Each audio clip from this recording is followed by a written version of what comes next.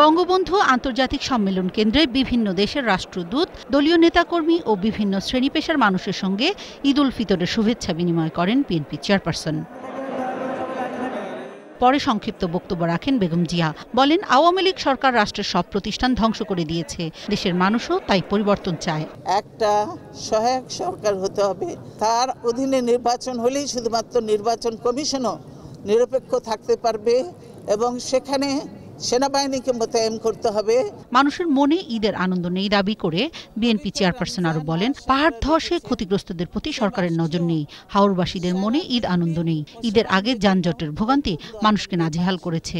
দেশের মধ্যে বৈষম্য বাড়ছে, চুরি চামারি করে লুটপাট করে বড় লোক হচ্ছে। তিনি আরো অভিযোগ করেন, সরকারের মন্ত্রী ও সাংসদরা লুটপাটের টাকা বিদেশে পাচার করে দেশের অর্থনীতি ধ্বংস করেছে।